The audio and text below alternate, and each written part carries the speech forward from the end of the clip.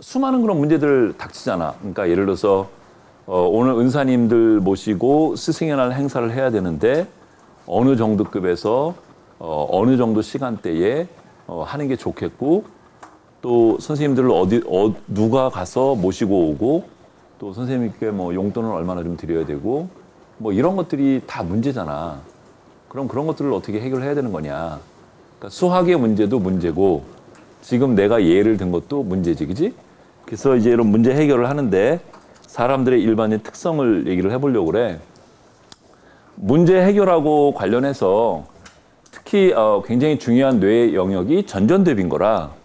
그래서 여기 지금 그림에 보면 포유류 6종류가 있는데 뇌의 크기에 비해서 전전두엽이 차지하는 비율이 얼마나 되는 거냐.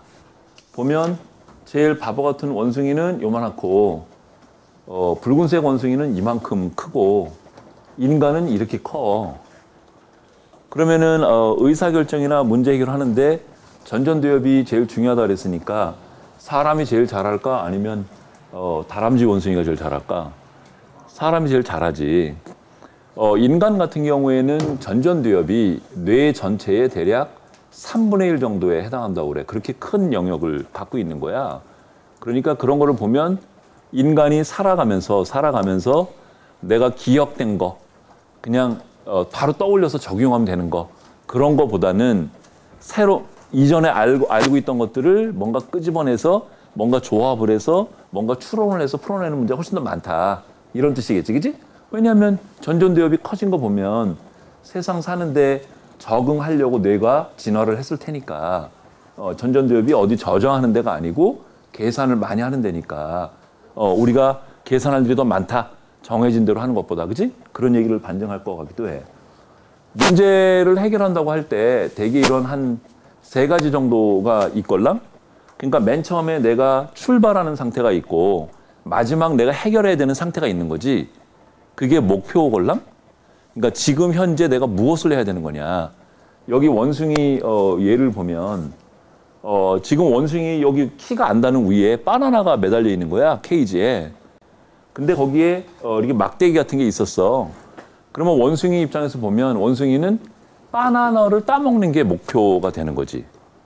그럼 바나나를 따서 먹으려고 그러면은 어떤 일들이 일어나야 되냐. 먼저 바나나 여기 손이 닿기 전까지 내가 해야 되는 하부적인 단계들이 있을 수 있지. 우선 저 옆에 있는 의자를 하나 여기 갖고 오자. 그래서 한번 서서 한번 손을 뻗어보자. 닿나. 그게 의자를 갖고 오는 게 첫 번째 목표일 거고, 그러니까 세부 하위 목표일 거고, 두 번째는 내가 올라와서 손을 뻗어보는 게 두 번째 목표일 거고, 그렇게 해서 몇 개의 하위 목표들로 구성이 되고 마지막 바나나 손이 닿을 때까지가 되겠지, 그지? 그럼 하위 목표로 또 구성이 되어 있어. 그러니까 전체 내가 가야 되는 목표가 있고 여기서부터 여기까지 가려면 어떤 단계들을 거쳐야 되는지 이제 그런 게 목표고, 그 다음에 매 하위 목표에 가게 되면 하위 목표에서 무슨 일을 해야 되는 거냐. 그러면은 의자를 내가 가져가야 되면 왼쪽으로 내가 움직여서 가는 것이 오른쪽으로 가는 것보다 훨씬 더 빠르고 더 편리하니까 왼쪽으로 내가 5걸음을 가야 되고, 쟤를 내가 한 손으로 드는 것보다는 두 손으로 드는 게 더 쉬울 것 같고, 이런 게 조작자야. 그러니까 하위 목표가 1번 스테이트에서 두 번째 하위 목표로 옮겨가야 되는데 그 옮겨가는 것, 전이가 되는 것을 해결해주는 놈이 조작자라는 거지. 그러니까 문제 해결자가 되는 거지, 이놈이. 그지? 그러니까 우리가 어떤 문제를 볼 때에 저런 3가지 과정이 있다는 거지. 지금 여기 원숭이 같은 경우에 바나나가 여기 매달려 있는데 키는 안 닿고 주위에 있는 거는 조그만 쓸 수 있는 의자하고 막대기가 있어. 그러면 바나나를 따먹으려고 그러면 원숭이는 하위 목표를 뭐를 세워야 되니? 1번 하위 목표가 뭐가 되겠니? 너희들 같으면 그 문제를 처음에 지금 현재 여기 내가 있는 상태에서부터 마지막 바나나 먹는 것까지 해서 그렇게 처음 상태부터 하나하나 문제를 풀어가겠니? 아니면 거꾸로 손을 여기 달려고 그러면 닿는 게 목적인데 달려고 그러면 높이가 뭐가 돼야 되고 몇 센치가 돼야 되고 몇 센치가 되는 거는 뭐를 하고 이렇게 거꾸로 오겠니? 그러니까 선생님이 말하는 게 내가 여기 지금 시작식이야. 여기에서 이렇게 가서 마지막 목표 달성이 여기 이렇게 있잖아. 그지? 이렇게 있으면 여기까지 가기 위해서 1번의 단계는 요거 해야 되고 2번은 이렇게 해야 되고 3번 이렇게 하고 이렇게 쭉 해서 마지막 10번 하면 11번 이렇게 연결이 된다. 이런 방향으로 이렇게 가볼 수도 있고 그지? 아니면 거꾸로 이렇게 올 수도 있어. 내가 어떤 행동을 먼저 해보고 그 행동하고 얘하고 차이가 뭔지를 좀 알아내고 그 다음에 이 차이를 메꿀 수 있는 뭐를 그 다음 하고 이렇게 거꾸로 올 수도 있어. 그지? 그러면 여러분 같으면 이런 방법을 쓰겠니? 아니면 이런 방법을 쓰겠니? 어떤 거 써있는 게 더 좋겠니? 이런 거를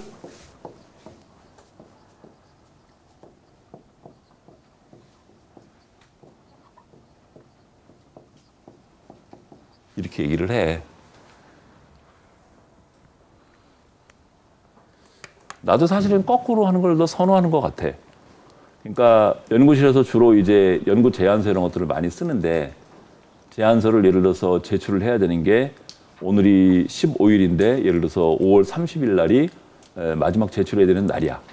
그러면 5월 30일을 기점으로 해서 이틀 전까지는 완성이 돼야 되고 이틀 전까지 완성이 되려고 그러면 취합해서 한번 수정하는 일이 있어야 되고 그러면은 28일 날 완성을 진다 손 치면 25일 날까지는 1차 드래프트가 와서 검토하는 과정이 있어야 되고 그다음에 그러면 25일하고 15일하고 열흘 남았는데 그러면은 드래프트를 쓰려고 그러면은 얘를 내가 혼자 하는 것보다 A, B, C 누구한테 나눠주는 게 좋을 것 같고 그러면 선생님 누구누구를 택하고 그다음에 A는 누구 하는데 그 양반이 이거 하는데 혹시 어려움이 내가 도와줄 게 뭐가 있는지 그런 얘기를 하고 그렇게 해서 15일부터 요거 이렇게 하면 30날 내가 낼 수 있겠구나.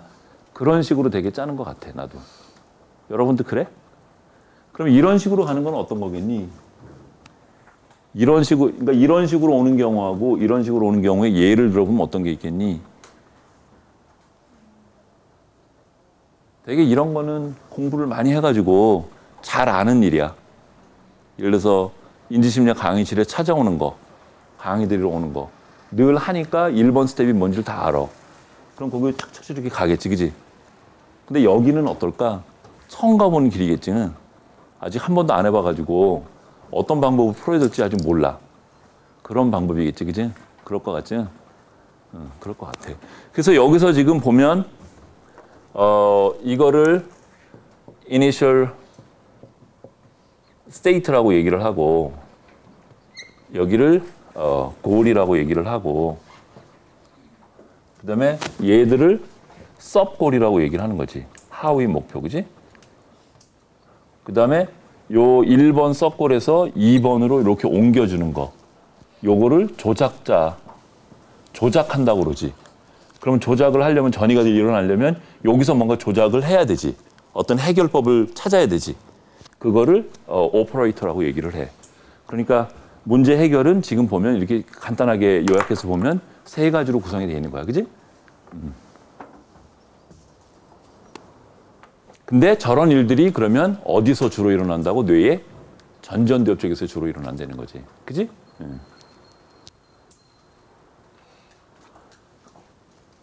난 이거 잘 못하는데 나 머리 되게 나쁜가 봐. 이거 하루 종일해도 못 풀겠더라 이거. 여러분도 해볼까 한번? 웃었지? 지금 요거 가지고 한번 노트에다 그래서 한번 풀어볼까? 여러분들 그 텔레비전에서 그거 봤어? 천안에 어떤 고등학교 2학년인가 하는 애인데 남학생인데 텔레비전에 뭐 세상에 이런 일이 뭐 이런 식의 뭐에 나왔던 거야. 혹시 봤어? 사람들이 이렇게 우우 모여있는 천안 어떤 시장이 있는데 뭐 아저씨, 아줌마, 뭐 학생 이런. 근데 걔가 뭐 하냐면 그 정육면체 왜 이렇게 숫자 이런 식으로 된 거 있잖아. 그래서 탁 해가지고 맞추는 거. 그거를 얘가 맞추는 거야. 근데 얘가 보지도 않고 이렇게 해가지고 얼마더라? 30초인가? 그럼 다 맞춰. 이렇게 돌려가지고. 딴 사람이 이렇게 해가지고 또 주면 또 이렇게 해. 그러니까 그게 너무 신기하니까 사실 나 같으면 그거 하루 종일 해도 못하는데 걔가 너무 잘하니까 이렇게 하는 거야. 그래서 사람들이 우 몰려 있는 거야. 걔는 지금 이거 문제 여기서 여기 가는데 거의 자동화되어 있는 것처럼 보여. 근데 그게 어떻게 가능할까? 그래서 하여튼간 기자가 취재를 했어. 걔 방에 갔더니 그런 종류의 큐브가 무지 많더라고. 무지 많고 심지어는 팔각형 모양도 있어. 팔각형 훨씬 어렵겠지, 그지? 육면체보다. 그러니까 이게 10개 숫자에 2개 면이 더 늘어나면 2배로 일이 늘어나는 게 아니라 아마 몇십 배도 넘을 거야. 아마 몇백 배 될 거야. 아마 난이도가, 그지? 그때 그것도 그냥 하는 거야. 그러니까 기자가 이렇게 이만한 망토에다가 그 정육면체 이런 그거를 한 100개, 200개 갖다 준 것 같아. 그리고서 SBS를 써보라 그랬어, SBS. 그 하나하나 큐브를 이렇게 색깔로 맞춰가지고 그 1번 큐브 요면 그러면 여기에 파란색으로 직선이 뭐가 되고 두 번째 거 붙이고 세 번째 이렇게 붙이면 SBS가 되게 만들어 보라고 그랬어. 그러니까 그러고 이제 기자가 물었어. 그렇게 SBS를 큐브 맞춰가지고 색깔 맞춰가지고 하는데 얼마나 걸릴 것 같냐 그랬더니 걔가 뭐 8분 그러던가 얼마 그러더라고. 그러니까 믿기지가 않는 거지. 그래서 이렇게 망토에 이만큼 싸갖고 온 걸 이렇게 놓고서 걔 이제 앉아서 그때 처음에 그러더라. 가만히 앉아가지고 이렇게 무슨 생각을 이렇게 하더라고. 그러더니 이제 뭐가 결정이 되니 탁 앉더니 뭐 이러더니 진짜로 10분 내에 그걸 다 하더라고. 그래서 나중에 기자가 물어봤어. 그거를 어떻게 하냐고 그랬더니 자기는 머릿속에 이렇게 심상이 떠오른대. 심상이 떠오르가지고 심상으로 먼저 이렇게 여기 처음 스테이트에서 뭐까지 가는데 그게 눈으로 이렇게 다 보인대. 그래서 뭐라 그러더라? 왼손은 잡고 오른손은 심상 떠올린 대로 돌리는 되는 거야. 왼손은 잡고 이렇게 막 이러면. 여러분 여기서 여기 가려고 그러면 지금 여기 문제 풀어오는 게 이런 거구나. 여기서부터 여기까지 오는 거구나 지금. 그러면 하위 스테이트가 여기 몇 개 있는 거니? 하위 골이 몇 개니? 하나, 둘, 셋, 넷, 다섯, 여섯 이렇게 많어. 몇십 개야 이거. 그러면 여기서 여기로 변하는데 지금 요거 내린 거네 이렇게. 그게 조작자지. 그런 오퍼레이션을 한 거지. 그지? 생각보다 상당히 저런 것도 어렵지, 그지? 걔를 우리 고대로 데려오면 어떨까? 특기자 전형 뭐 이런 거로. 근데 어디에 쓸모가 있을까? 걔 의사하고 싶다는데? 공간 능력 같은 게 더 커질래나? 어떨래나? 수술, 그 외과 선생님들, 수술하시는 분들, 그분들은 공간 능력이 되게 중요하대걸라? 칼을 어디로 들어가서 어떻게 하면 얘가 모양이 어떠 그런 거. 그렇대. 그래서 그 의학 전문대학원 그 시험 문제 나도 만들었었걸랑 위원으로 들어가서 한 달 동안 갇혀가지고 세상에 그런 데가 있는지 처음 알았어. 교수들이 한 50명 정도 모였는데 언어 파트하고 과학 파트하고 두 파트인데 시험 문제를 만드는 거야. 그래서 전문가가 풀면 40점 정도 나오게. 그러니까 그쪽에 전문가가 풀면 성적이 40점 정도 나오게. 왜냐하면 의학 전문대학원에 어플라이 하는 애들은 어차피 오버 더 탑 애들이기 때문에 진짜로 똑똑한 애를 골라내는 게 문제이기 때문에 문제를 난이도를 무지하게 높여라. 그래서 뭐 엄청나게 높였지. 그래서 저쪽에 과학 선생님들 얘기 들으니까 문제 다 만든 다음에 외부에서 교수님들 모셔오걸랑. 그래서 교수님 풀어보라고 걸랑. 그랬더니 40점도 안 났다고 난이도 성공했다고 그러대. 그러면서 너무 어려운 거 아니냐. 근데 거기 중에 하나가 이런 공간 문제 푸는 것들, 뭐 전개도가 되게 복잡한데 걔를 어떻게 잡으면 무슨 모양이 되고 얘가 뭐 이리로 굴고 저리 굴고 그러면 어떻게 되고 뭐 이런 거 그런 거 시험을 보더라고. 그래서 지금 내가 선생님이 얘기한 것처럼 처음 상태에서 마지막 상태로 가야 되는데 그러려면 중간에 하위 목표가 뭐가 있어야 되고 1번 하위 목표에서 2번 하위 목표로 옮기는 데에 어떤 조작을 해야 되는 건지를 찾으면 문제 해결된 거야. 그지? 그러니까 그러려면 또 이런 것도 있어. 여기 초기 상태에서 마지막 상태 가려고 그러면 문제 자체를 잘 이해를 해야 돼. 그런 걸 문제 표상이라고 그러걸라? 그러니까 처음에 스테이트하고 마지막 스테이트하고 내용 자체를 잘 이해를 하고 있어야지 하위 목표들을 만들 수 있어. 예를 들면 수학 문제 같은 걸 푸는데 여러분 생각에는 추론이나 이런 것만 중요하다고 생각을 하지 그렇지 않아. 언어 능력도 수학을 잘하고 못하고의 결정적인 요인이 돼. 그러니까 문제 자체를 진위를 잘 파악을 못하면 엉뚱한 쪽으로 문제 방향을 잡아서 풀고 가는 거야. 그러면 헤매지. 그래서 언어 능력하고도 수학의 능력이 되게 밀접해. 그러니까 언어 능력이 필요 조건이야. 필요 조건. 언어를 잘하면 수학을 잘하는 게 아니고 언어를 모르면 수학 아예 못한다 이렇게 되는 거야. 옛날에 선생님이 대학교 들어올 때는 본고사 시험을 봤었걸랑. 그래서 서울대 가려면 국영수 다 잘해야 되고 되게 시험 보면 60명씩이었는데 어떤 과목에서 50점 정도 맞으면 되게 1등이야. 그 과목은 되게 뭐 수학 시험을 봤는데 한번 3학년 때 시험을 봤는데 내가 15점 받았걸랑. 근데 2등 했어. 그리고 1등 하는 거 80 몇 점이고 그 이상한 놈들 있잖아. 그 이상한 놈들이고 그러고 대부분 빵점이야. 그 선생님한테 불려가서 이렇게 면담하지 않냐. 너 뭐 어디 갈 수 있고 이런 거. 우리 선생님이 그러시더라. 넌 수학 때문에 살았어 그러시더라. 나 진짜 15점 받고. 근데 그때 이제 스카이 대학을 얘기를 할 때 서울대 가려면 국영수 다 잘해야 되고 연대 쪽을 잘 가려면 수학 쪽을 잘해야 되고 국어에 현대시를 잘해야만 했었어. 왜냐면 윤동주 시인 이런 분들이 연대 출신이시잖아. 그래서 거기 현대문학 시험이 많이 나와. 그래서 별도로 시집을 교과서 말고 별도로 시집을 사서 뭐 김광현 선생님의 뭐 성북동 비둘기 이런 거 보고 뭐 이렇게 이해하고 그랬만 했었어. 연대를 목표로 하면. 반면에 고대를 목표로 하면 영어 공부 열심히 해야만 했었어. 우리 여기 김호찬 교수님, 옛날에 김진만 교수님들 다 석학이셨걸랑. 그 선생님들이 골 때리는 영어 문제를 내시걸랑. 예를 들면 이런 거야. 빵꾸 채우기인데 거기에 danger라고 하는 뜻, 위험하다고 하는 뜻이 들어가야 돼.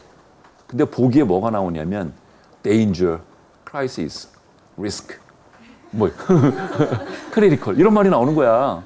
그러니까 이게 danger, risk, risky하다, dangerous하다. 나는 잘 구분을 못 하겠어. 그러니까 완전 이게 뉘앙스 같은 그런 문제지, 그치? 그러니까 이거 뭐 단어 뜻을 알아도 거의 찍기 수준이지. 그래서 시험 보고 나면 어떡하냐면 정답을 아는 사람이 없어.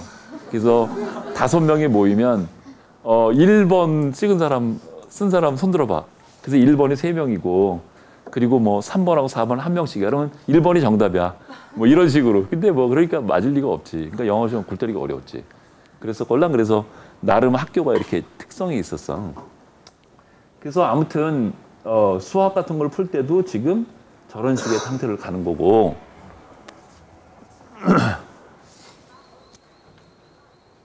그 얘기하려고 그러댔구나. 나는 연대를 좋아도 하지만 미워해. 그 연대 문제는 되게 쪼잔했어. 수학 문제가 막 이렇게 꼬여 있어. 그러니까 말 자체를 이해하는 게 잘 모르겠어. 그러니까 언어를 이해를 못하면 연대 문제 못 풀어. 고대는 약간 우직해. 문제가 이렇게 좀 어려우면 어렵고 쉬우면 쉽고 그래서 되게 고대 수학 문제는 조금 풀만했어. 근데 연대 거는 막 이렇게 꼬여 있어, 말이. 그래가지고 여기서 뭐를 풀어야 되는 건지 이해하는 것 자체가 좀 어려워. 서울대 거는 절대적으로 어려워. 이거 도대체 어디로 가야 되는 거냐, 이거. 눈앞이 깜깜하고 이렇게 막막한 거 있잖아. 그랬었어, 옛날에. 그러니까 하위 골을 설정하는 것도 중요하고 하나의 하위 골에서 다음 하위 골로 갈 때 어떤 거를 써야 되는지를 찾아내는 것도 중요해. 그래서 이게 사람들이 하는 방법을 봤더니 이렇게 그러니까 조작자를 발견하는 경우가 있고 또 누가 지시를 해줘서 하는 방법도 있고 또 세 번째는 유추하거나 모방하는 것들이 있더라는 거야. 그러니까 조작자를 발견하는 방법에 대해서 연구를 해보니까 저런 세 종류를 되게 쓴다는 건데 먼저 발견 같은 건 이런 거야. 여기 처음 상태에서 자동차가 지금 안 가. 가게 만들어야 돼. 근데 무엇이 망가지는 건지 모르겠어. 그럼 이것저것 다 뒤져보는 거야. 그런 게 발견이야. 그러니까 여기 고양이가 케이지에 지금 갇혀 있는데 얘가 어디를 긁으면 먹을 게 나오는지를 몰라. 그러니까 얘는 어떻게 해? 여기 써 있는 것처럼 여기도 긁어보고 저기도 긁어보고 막 이렇게 긁어보는 거야. 그러다가 우연히 어디를 긁었더니 뭐가 턱 떨어져. 그럼 맨 처음엔 그거 모르겠지. 저거 긁어서 나온 건지.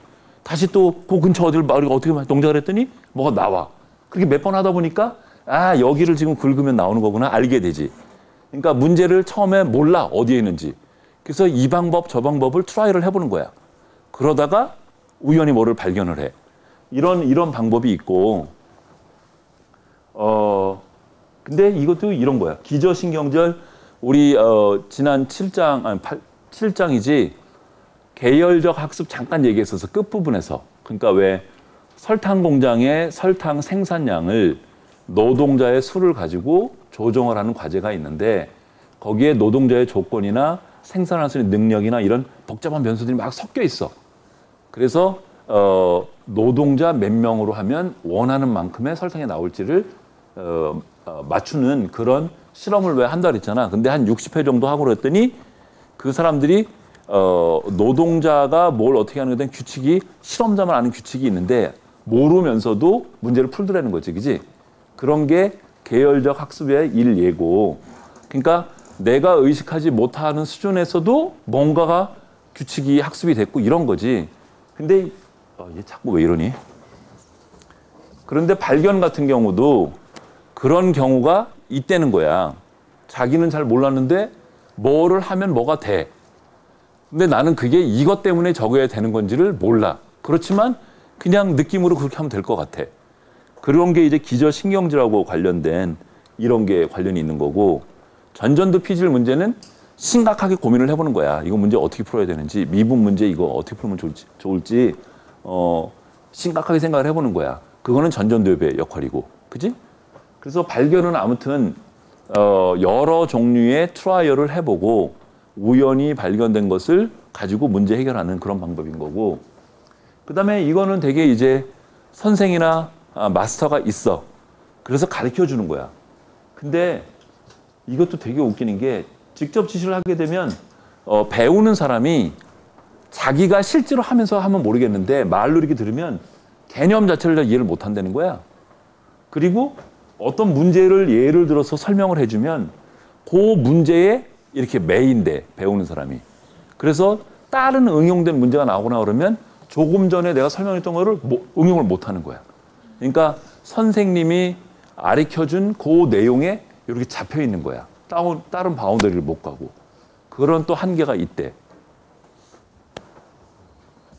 그래도 뭐 되게 인류가 되게 하는 것들은 두 번째 방법이 제일 많지, 그지? 여러분이 인지심리학 교과서를 보고 지금 내용을 배우는 것도 두 번째에 해당되는 그런 거지, 그지?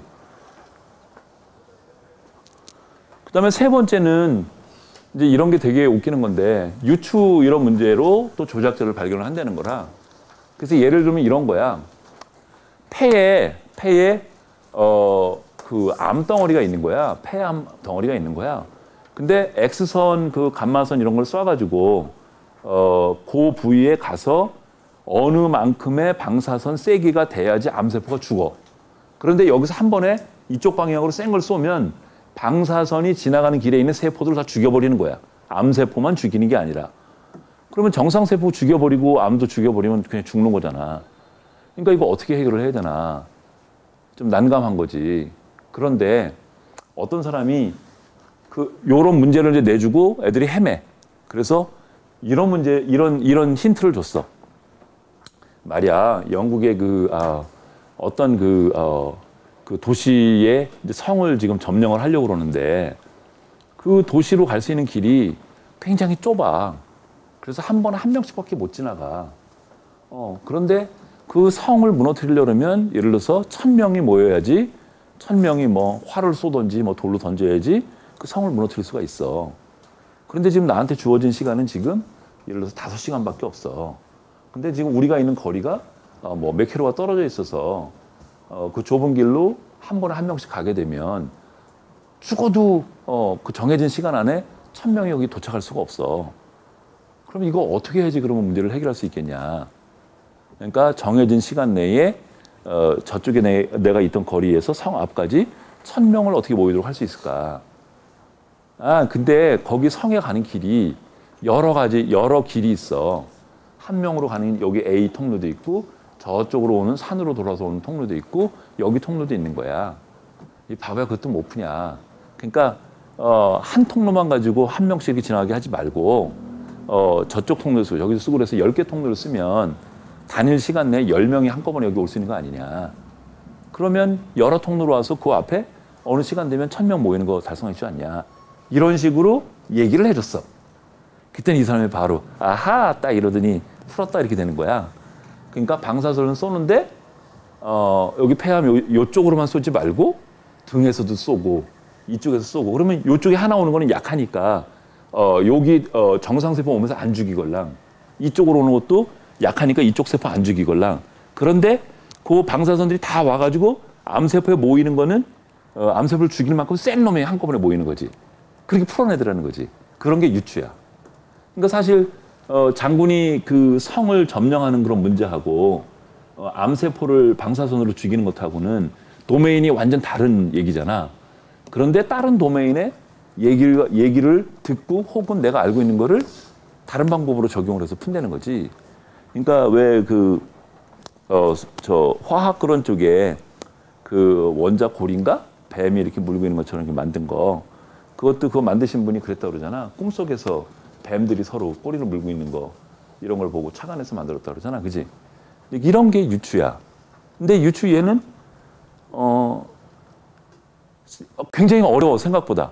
되게 어렵고 여러 이렇게 경험을 어플리케이션 많이 해봤어야 돼.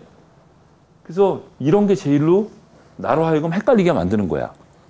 그러니까 방사선으로 암세포를 죽이는 문제하고 장군이 성을 점령하는 문제하고 표면적으로 전혀 유사성이 없어. 그래서 그런 생각을 못 해.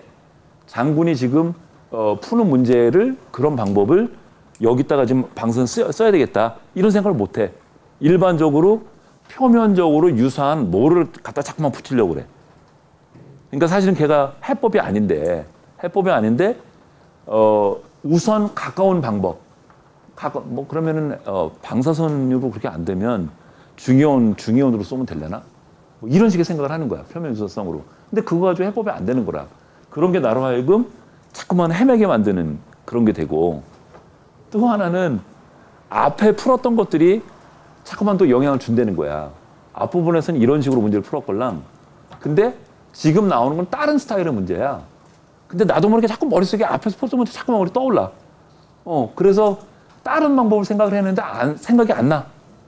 이런 게 이제 방해 요인이 될 수 있다는 거야.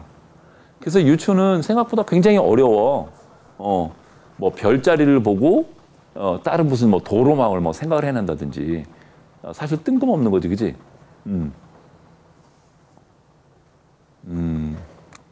노벨 화학상 몇 년에 받았지, 그 사람이?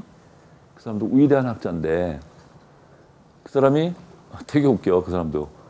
그러니까 성균관대학교 선생님 친구인데 유아교육학과의 최인수 교수라고 있어. 나랑 심리학과 동기고 그 친구는 시카고에서 박사를 하고 성대 교수가 됐어. 나랑 같은 해 98년도에. 그러니까 나랑 같은 해 귀국을 해서 걔는 성대 교수가 되고 나는 고대가 됐는데 걔는 박사 공부하면서 한 게 뭐냐면 그 천재들 그러니까 인류의 위대한 업적을 남긴 사람들의 뭐라 그러지? 오토바이오그래피 같은 거? 어떤 식으로 살아서 뭘 어떻게 해서 어느 때에 뭐가 어떻게 돼서 무슨 연구로 뭘 받았는지 이런 거 연구를 했어.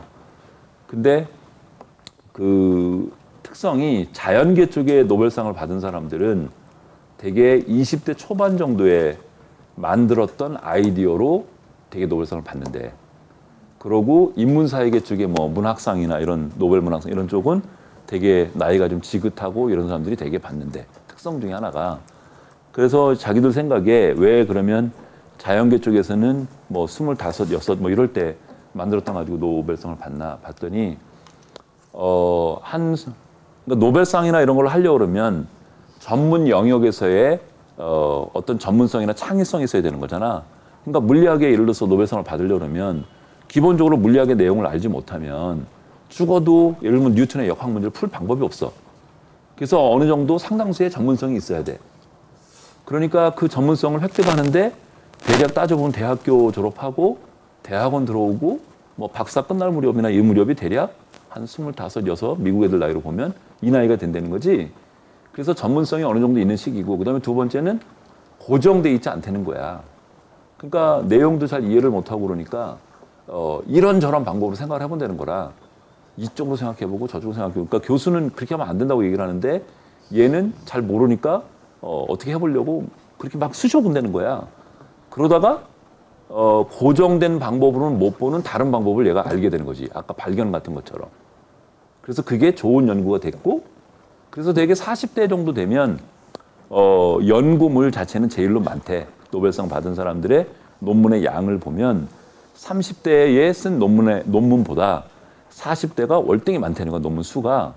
그런데 노벨상을 받게 만든 논문은 정작 30대 초반이나 20대 후반에 썼던 논문 때문에 노벨상을 받게 된다는 거지. 그러니까 이제 40대 정도 돼서는 본인도 본인이 생각한 거에 이렇게 고정된 거지. 그래서 거기에 사후적인 연구 계속 많이 나오는 거야. 그렇지만 학문적으로는 엄청나게 그게 가치가 높고 이런 건 아니지. 초기 때도 좋았던 거지. 인문사회계 같은 경우에는 조금 인생을 살 만큼 살고 좀 이렇게 세상을 관조하고 이래야지 뭐가 문학 작품이 사람들을 이렇게 마음을 울리고 뭐 이런 게 써진다는 거야. 그래서 좀 차이가 있대. 그런데 어떤 노벨 물리학상 받은 사람이 경력이 되게 특이해. 이 사람은 원래 변호사였어. 할아버지도 변호사고 아버지도 변호사고 그래서 정통 명문가야. 변호사들 돈 잘 벌고 되게 똑똑한 데 가니까 미국에서. 그래서 변호사를 하다가 클라이언트들, 자기한테 찾아오는 클라이언트들이 많이 찾아오는데 이 사람들이 무엇을 원하는지를 본인이 잘 파악을 못 하겠더래. 그래서 더 좋은 변호사가 되려고 임상심리학을 하면 될 것 같아서 심리학과 대학원을 들어온 거야. 그래서 임상심리학을 공부를 했어. 근데 하다 보니까 임상심리학이 뇌하고 관련이 있는 거야. 모든 게 뇌에서 다 결정이 되고 그런 거야. 그래서 뇌 쪽을 해야 되겠다 해서 신경과학 쪽으로 다시 또 갔어. 임상심리학 공부하다가. 신경과학을 또 하다 보니까 신경과학의 뇌의 활동들이 뭐 이온이니 무슨 뭐 화학물질 이런 거 가지고 움직여지는 거야. 그래가지고 화학과로 옮겨갔어. 그래서 거기서 랜덤 이펙트인가 뭐 이런 거로 그 사람 노벨상을 받게 돼. 근데 그게 무슨 매트릭스 뭐를 생각을 하다가 우연히 이걸 만들었대. 그 띠오리를. 그러니까 얼마나 웃기냐. 법대 그쪽으로 출발을 해서 심리학으로 해서 뉴로사이언스로 해서 마지막 케미컬 쪽으로 가서 거기서 노벨상을 받고, 그지? 머리도 좋은 것 같아, 그지? 그러니까 그런 것들이 아마 그 사람이 노벨상 받게 된 게 뭐 이런 거하고 관련 안 있을까? 유추 같은 거하고 여기저기서 받았던 영감이나 이런 것들이. 그래서 유추가 좋긴 좋은데 그렇게 뭐 가르친다고 되는 것도 아니고 상당히 좀 어렵다.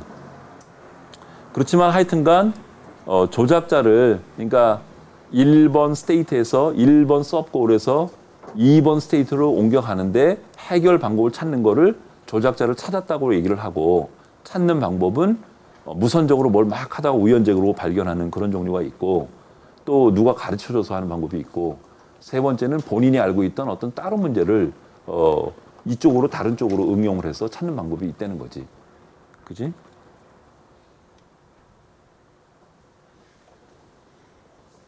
유추나 이런 거 조작자를 발견하는 게 전전대업하고 관련이 있어. 그래서 되게 한 18살 정도, 20살 정도 돼야지 전전대업의 기능이 완성이 되걸랑? 물론 개인차는 있지만. 그러면은 아까 조작자 발견하는 게 주로 전전대업에서 만일에 관여를 한다면 당연히 그러면 20세 이하의 어린 아이들은 유추 같은 거 잘 못하겠네. 전전대업이 발달이 안 됐으니까, 미성숙하니까. 또 인간만큼 전전대업이 잘 발달되지 않은 동물들 유추 같은 거 못하겠네. 그렇다는 거야, 실제 해보니까. 이거 무슨 지능검사니? 이런 지능검사, 여기 뭐 들어가야 돼? 가서 봐. 여기니?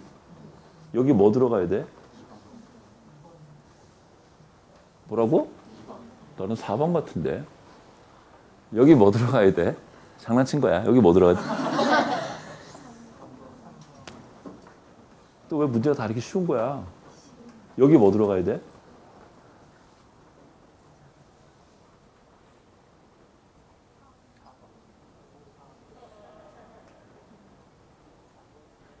오, 4번인가? 1번 아니야? 굳건한데 되게. 그러니까 자만하지 마. 이거 쉬운 문제, 초등학생을 푸는 문제야, 진짜. 그러면은 이런 종류의 지능 검사는 어느 경우에 쓰면 유용하겠니? 되게 지능 검사가 언어로 되어 있니, 그림으로 되어 있니, 뭐로 되어 있니? 언어로 대부분 많이 되어 있어. 그지? 지시사항 같은 거. 그럼 이런 검사는 언어 인디펜던트해. 그지? 그지? 그런데 좋고. 그다음에 두 번째는 또 어떤 게 좋으니? 되게 지식이나 이런 거 묻는 문제들은 백인이나 서양 사회 쪽에 관련된 그런 것들이 많아. 그래서 동양 쪽이거나 흑인이나 이런 사람들 분리해. 그런 언어로 표현된 어떤 검사 이런 것들에서. 왜냐하면 많은 지식이 백인 사회에서 발견이 된 것들이야. 그래서 걔들한테 처음부터 유리해. 그런 거 피할 수 있어. 그지? 그런 거 피할 수 있고. 세 번째는 탈맥락적이지. 지식 같은 거 이런 것들을 벗어날 수 있지. 그지? 그래서 우리 지능 그 측정할 때 어떻게 되니? 많이 내가 교육을 많이 받을수록 지능이 높아지걸랑? 그런 부분하고 이런 부분은 교육을 많이 받았다고 꼭 높아지는 건 아니야. 그러니까 지능이 두 가지 요소로 있걸랑? 경험을 많이 하면 더 높아지는 쪽에 지능이 있고 또 경험하고는 거의 인디펜던트한 이런 종류의 지능도 있고. 그래, 그렇고. 그래서 전전도 피질이 저런 문제 푸는데 바로 관여를 해. 여기까지 할까? 그리고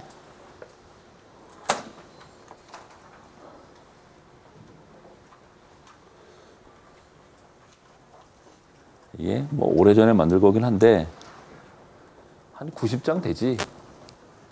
90장을 할 수 있을까? 그러니까 이게 아마 몇 년도에 네덜란드에 있는 막스 플랑크 인스티튜트에 열흘 정도 공동 연구하러 간 적이 있었는데 시차 때문에 맨날 새벽에 일어나는 거야. 아무도 연구원들도 아직 안 나오고 새벽 2시, 3시 막 이렇게 나가지고 더 잘나도 잠도 안 오고. 그러니까 연구소 안에 나 같은 외부 사람이 박사들 누가 오고 그러면 거기 묵을 수 있는 방이 있어. 호텔방 같은 방이 있고 거기에 내가 스테이를 했던 건데 연구원들이 누가 나오고 그래야지 뭐 디스커션도 하고 뭐 실험도 같이 하고 그러는데 새벽 2시에 이러는데 걔들 올 리가 없잖아. 걔들 한 9시나 돼야지 오는데 그래도 2시에 나와가지고 밖에 나갈 수도 없고 깜깜하고 그래서 뭐 사조영웅전 그 김용 그 무협소설 한참 봤는데도 4시밖에 안 되고 그래가지고 어떡하냐 그래가지고 뭐 할 거 없나 그래가지고 앉아서 옛날 내가 여태까지 실험해왔던 것들 쭉 훑어보다 보니까 이렇게 맥이 보이더라고. 그래서 이거다. 그래서 이제 우연히 아이디어를 만들게 됐고 정리를 하게 됐고 뭐 나의 하이포테시스 혹은 뭐 티오리 이런 것들을 만들게 됐어. 아침 일찍에 나한테 배정해준 내 오피스 교수 오피스 같은 걸 받았는데 거기서 내가 이거 만들고 있는데 청소하는 아줌마가 키를 이렇게 따고 들어오다가 내가 앉아서 공부하고 있으니까 깜짝 놀래더라. 아무도 그 시간에 없을 시간인데 그래서 나보고 왜 이렇게 일찍 나왔냐. 그래서 뭐 나 공부 열심히 한다고 그랬나? 콜라 한 잔 줬던 것 같아. 그랬더니 좋아하더라. 매일 아침마다 와서 인사하고. 되게 이런 게 컨버징 메소드라고 그래. 우리 인지심리학 초기에 배웠어. 이거는 전통적인 인지심리학, 실험심리학의 방법이야. 그러니까 정신물리학적인 방법이라고 하지. 인간의 어떤 반응의 속도나 에러 레이트나 이런 걸 측정하는 방법을 쓰고 되게 저비용이고 빨리 할 수 있어서 처음에 아이디어를 처음에 만들었을 때 이런 방법으로 되게 실험을 해서 내 아이디어가 이게 실현 가능성이 있는 건지를 먼저 한번 알아봐. 되게 일반적으로.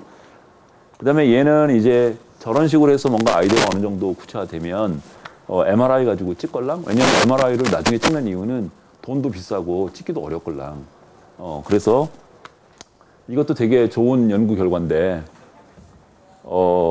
국어학이나 이런 데 보면 먹다라고 하는 동사가 먹이다로 되는 경우하고 먹었다가 되는 경우하고 먹이다의 이하고 먹었다의 엇이 완전 다른 종류로 취급을 해. 그래서 먹이다의 이는 새로운 단어를 만드는 데 쓰는 파생 접사라고 얘기를 하고 먹었다는 문장에서 과거 시제를 맞추려고 만든 문법 요소라고 얘기를 해. 그래서 별개의 내용으로 아예 다른 종류야. 근데 우리나라 사람이 쓰는 거 용태로 보면 먹이다나 먹었다나 거의 비슷해. 그래서 내 가설은 국어학에서 말하고 있는 그런 언어학적인 원리에 의해서 뇌가 조직화되어 있는 건지 아니면 사람들이 쓰는 그런 방법에 따라서 결정이 되는 건지. 그러니까 사람이 쓰는 방법에 따라서 결정이 되는 거면 동일한 뇌가 활동을 해야 돼. 해보니까 지랄하지 마. 여기 똑같은 뇌가 활동하잖아. 그러니까 사람은 원리가 중요한 게 아니고 내가 그런 일을 경험했느냐 안 했느냐가 중요하다는 거야. 그러니까 원리를 따지는 거는 사후적으로 학자들이나 누가 따지는 거고 실제 머릿속에서 돌아가는 거는 걔랑 얼마나 같이 나타나서 여러 번 썼느냐가 결정 요인이다 뭐 이런 거지. 그래서 이런 거는 이제 그렇게 쓰고 그다음에 얘는 뇌파 연구야. 그래서 이거는 되게 이런 식의 문장이 이렇게 오는데 녹인다 이거 끝나서 이제 뇌파를 측정을 하게 되지.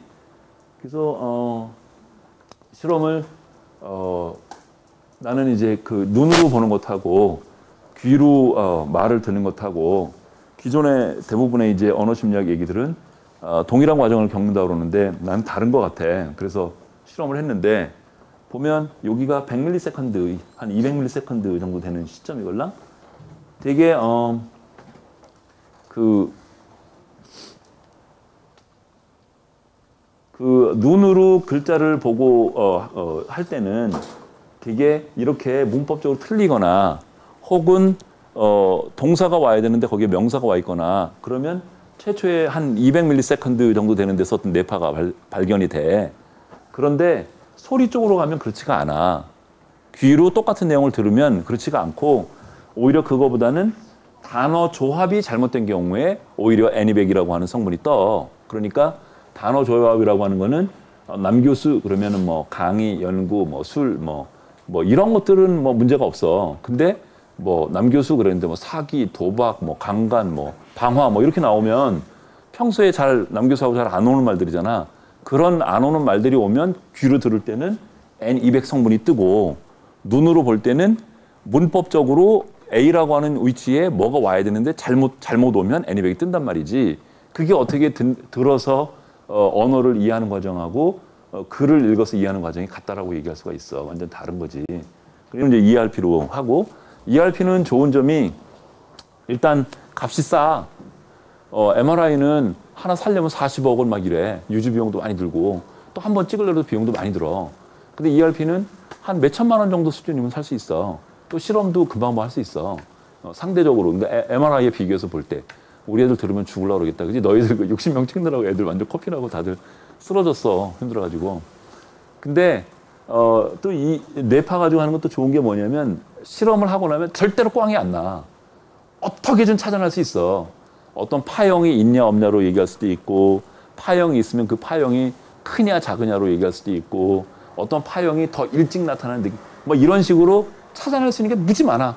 MRI는 그렇지 않걸랑. 아까 뇌의 영역이 저 거짓말처럼 되게 잘 나온 거걸랑. 이렇게 한 곳에 이렇게 딱 나오면 이거는 뭐 대박이지 뭐. 근데 A를 찍었더니 이렇게 나오는데 B를 찍었더니 여기가 나오고 여기가 나오는 거야. 그래서 A, B를 합치면 이게 없어져 버려. 그래서 고비용이고 그런데도 어떤 일관된 결과를 찾아내기가 무지하게 어려워.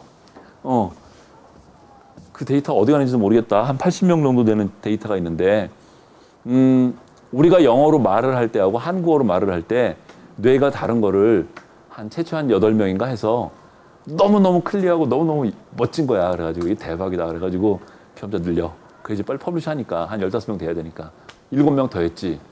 웬걸 딱 합쳤더니 8명 했을 때 나온 거 안 나오는 거야. 가서 봐. 그러면은 8명 찍었던 게 잘못된 거야? 아니면 7명 얘들이 뭐 잘못된 거야? 다시 10명 더 해봐. 다시 했더니 또 바뀌어.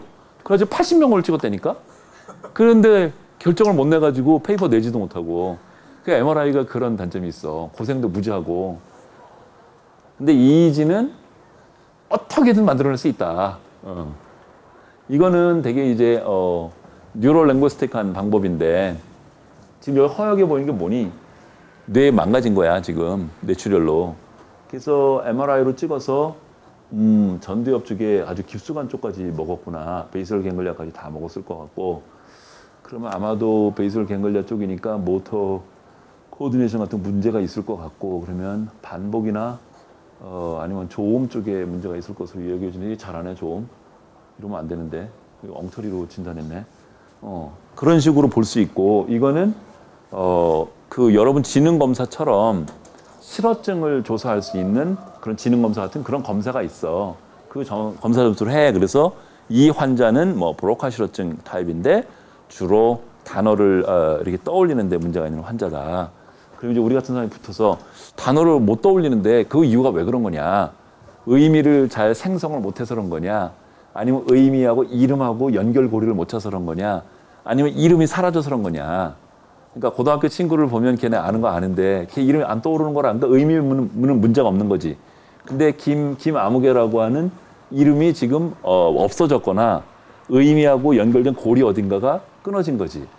그래서 지금 안산병원에 재활의학과 과장이신데 김동희 교수인데 그 사람 박사 논문 내가 지도를 했는데 우리는 그러니까 에이노미아라고 하는 그런 환자를 여러 10명을 모았어. 그런 다음에 내가 만든 도구를 가지고 이 사람은 의미 쪽이 문제가 있는 사람, 이 사람은 의미하고 이름하고 연결이 안 되는 사람, 이 사람은 이름이 날아간 사람. 그렇게 해서 뇌의 영역을 공통적으로 망가진대. 그걸 봤더니 영역이 다 차이가 있어. 그래서 이제 그런 게 이제 되게 손상뇌 연구야. 되게 신경과나 재활의학과나 이런 데하고 같이 연계해서 같이 하게 돼. 이거는 우리가 2004년도 과기부한테서 3억 원 받았던 거야, 상금으로. 얘는 뭐냐면 로봇에 인텔리전트 로봇을 국가 사업으로 만들어야 되는데 사람 말을 알아듣는 로봇을 만들어야 될 거 아니야. 근데 사람 말을 어떻게 알아들을 수 있는지를 지금 해결을 못해. 컴퓨터 사이언스도 스피치 퍼셉션 아는 것처럼 그렇게 만만치가 않고 센텐스 파싱도 어떻게 하는지 모르고 지금 그러잖아, 그치? 그래서 우리는 어절 가지고 했는데 내 띠오리를 컴퓨터 모델로 구현을 한 거야. 그래서 시뮬레이션 해서 우리의 그런 컴퓨터 모델이 맞다. 그래서 과기부 그때 이제 우리가 뭐를 하고 있었는데 약간 포상 같은 성격으로 근데 개인적으로 쓰지는 않았지만 연구비로 3억 원을 받았던 그런 연구. 그러니까 컴퓨터 시뮬레이션으로 인간의 뇌나 기능을 모사하는 거지, 그지? 그렇게 해서 띠오리를 검증하기도 하고 이렇게 하지. 그래서 교과서 앞부분에서 우리가 컨버징 메소드 이런 거를 얘기를 했었는데 지금 선생님이 보여준 이런 예가 컨버징 메소드야. 그러니까 어떤 주제가 있는데 그 주제를 사이코피지컬하게 풀기도 하고 그러면 얘를 뇌로도 증명을 하고 얘를 컴퓨터 시뮬레이션으로 증명을 하고 이런 식으로 해서 내가 주장하는 바를 한 가지 데이터만 가지고 하지 아니하고 여러 부분으로 이렇게 얘기를 하는 거지. 예씨 다 했다.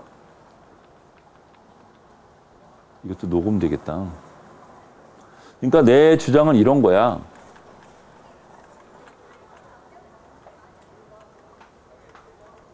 우리는 단어로 쓰지 않고 어절로 써. 나는 아름다운 MPI에서 닥터 맥퀸을 만났다. 이러면 여기에 나는 띄고 아름다운 띄고 MPI에서 띄고 그다음에 닥터 맥퀸을 띄고 이렇게 하잖아.